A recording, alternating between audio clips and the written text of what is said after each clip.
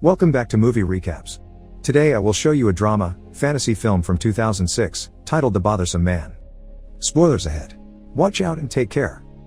In a subway station, Andreas Ramsfjell watches a couple kiss. It is a weird kiss, very methodical and with no passion in it, as if they were doing it because they must and not because they enjoy it.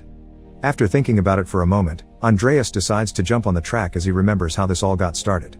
Many weeks ago, in the middle of the desert, an old man hangs a welcome sign on an abandoned gas station right before a bus arrives. This bus drops a scruffy-looking Andreas, who has no idea what is going on.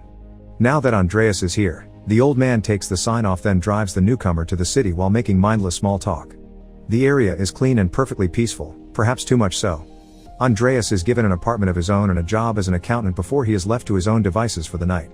Exploring the apartment does not take long since it is small and only has the bare necessities, not even the smallest decoration, although it does include some clothing as well, even if they are very simple suits. Andreas shaves off his beard before going to bed so he looks better for his first day at work. The next morning, he goes to work at a prestigious company, where he meets a few of his co-workers and is given some money to get him started before he is shown to his office. Like his apartment, the office is small and only has the bare necessities, so Andreas spends the day punching numbers. He only takes a break to have lunch, for which he goes to a bench near the office. On his way back, he notices something disturbing in a house across the street, the body of a man stuck in the railing of an apartment building. Nobody in the area seems to care, they all continue with their lives as a group of cleaners come by to remove the body without showing any care either, they just treat it like a bag of trash to be taken out. When Andreas returns to his office a moment later and looks through the window, the railing has already been cleaned and there is no trace of anything strange happening there. After work is over, Andreas goes to a bar, but he does not have a very good time drinking by himself. When he goes to the bathroom, he complains about the alcohol in this place being watered down because it has had no effect on him whatsoever. The man on the floor next to him disagrees, saying it has always been like this, but a voice from behind a stall door does agree. This voice thinks nothing tastes right, be alcohol, chocolate, or women. Their talk is interrupted when more men walk in, but afterward, Andreas tries to follow the man from the stall when he leaves the bar. He sees him enter a building and turn on the light in one of the basement apartments, from which delightful music comes out. Andreas begins living in a boring and mindless routine of just working and having dinner that tastes like nothing in front of the TV. One afternoon, he decides he wants to shake things up a little and feel something different, so he lets the paper cutter hurt his finger. When his co-workers come to check on him, they do not seem to be disturbed at the fact he has lost a finger, they just ask him why he is sitting on the floor. Andreas passes out from blood loss and wakes up a few moments later with his hand bandaged up in the back of a car belonging to the cleaners, who do not engage with Andreas' attempt at small talk and drop him at his apartment without a word. When Andreas goes to the bathroom to take off the bandage and clean the wound, he is shocked to discover his finger is back and well without even a scar. With a desperate need to get answers, the next day Andreas drives to the abandoned gas station in the desert and watches the man put up the sign to welcome a new person. When the bus begins driving away, Andreas follows it in his car, but he quickly loses sight of it so there is nowhere for him to go. Andreas goes back to work and finds his boss in his office, reminding him that they want him to be happy. They allow Andreas to ask for anything he needs, be a new computer or a new chair, and he can take as much time as needed for his lunch break. However, Andreas turns him down and assures him he is fine. Today he decides to have lunch in the company's cafeteria and joins the table his co-workers are at instead of eating alone. He manages to fit in by joining a conversation about furniture, and this earns him an invitation to a dinner party. After work, Andreas goes shopping for some nice clothes and a bottle of wine, and walks by the window belonging to the man from the bar. He tries to hear the music again, but when he comes too close, a pair of cleaners comes by and calls him out for his weird behavior. Later in the evening, during the dinner party, Andreas meets Ann-Britt, an interior designer. The two of them hit it off and agree to go on a date sometime. When dinner is over, Andreas walks her home, and they end up spending the night together. Now that his life is starting to improve, Andreas is in a better mood. He buys a plant for his office desk, gets a nicer car, and moves in with Anne. The couple works together on a big project to redecorate the whole house, and when they are finished, they throw their own dinner party for their friends. The good mood does not last long though. Soon Andreas is back in a boring routine.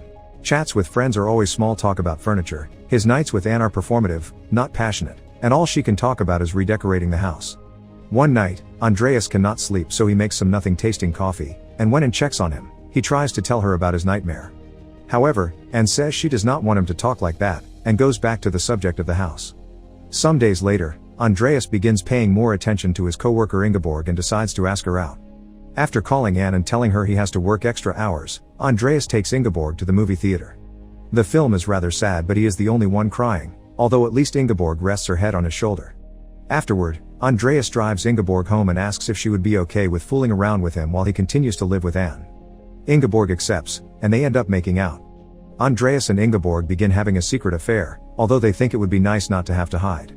One afternoon, tired of these boring hours spent with Anne in front of the TV, Andreas tells her he has met someone else and he wants to break up. Anne does not look bothered though, she just asks him to wait until Saturday to move out because they are having guests that day. Once the dinner party passes, Andreas goes to visit Ingeborg, surprising her with flowers and a special reservation at a very nice restaurant that will open its doors just for them. Andreas informs her he has left Anne, but Ingeborg does not look excited. In fact, she looks confused because she did not think they were in a serious relationship. Ingeborg is seeing other guys too, so Andreas asks her to dump them and come live with him. She says she would not mind doing so, but she does not sound enthusiastic about it. It is more like she is just going with the flow. Andreas tries to make her admit she likes him more or that he is more special than the others, but Ingeborg just keeps repeating all her boyfriends are the same to her. Feeling stuck in a conversation that sounds more like a broken record, Andreas leaves the restaurant without finishing his dinner. This is how the story goes back to the beginning. After watching the couple kiss and understanding he will never have passion again in his life, Andreas jumps ahead and waits for a few trains to pass. However, after 3 hits, he still doesn't get what he wants.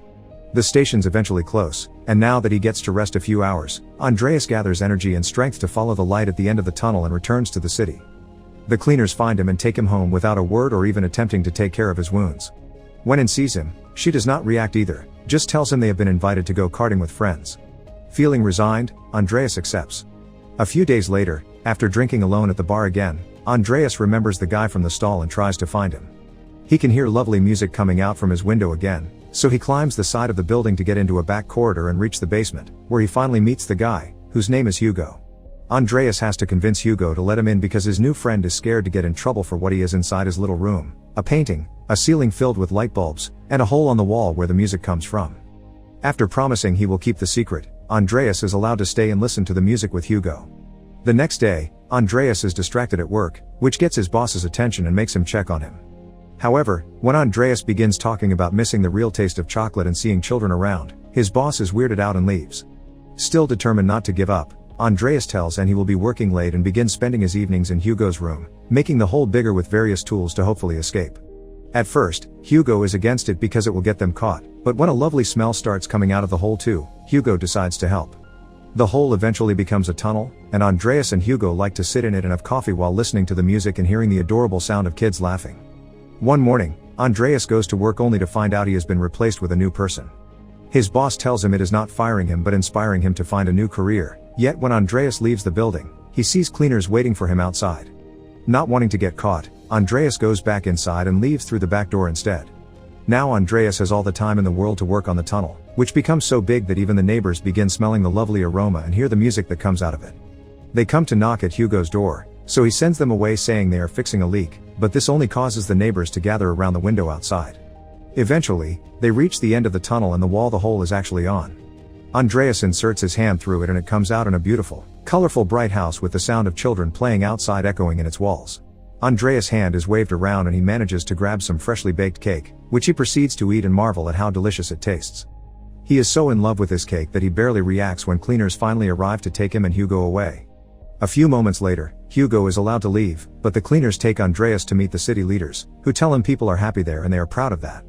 Afterward, the old man comes to pick up Andreas and a pair of cleaners in his car while a different group of cleaners seals the hole in the basement and cleans everything so it looks like nothing happened. Andreas is taken back to the abandoned gas station and when the bus comes by to drop off a new person, the cleaners put Andreas inside the luggage compartment. While Andreas is taken away, life continues as normal in the city. Both Anne and Ingeborg get new boyfriends, and Hugo goes back to his old job. Once he gets used to all the shaking, Andreas falls asleep inside the bus, not waking up until it finally stops.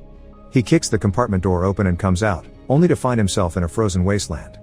The bus leaves as soon as Andreas comes out, leaving him alone in the snowstorm. Make sure to subscribe and turn on notifications so you can watch more videos like this. Thanks for watching.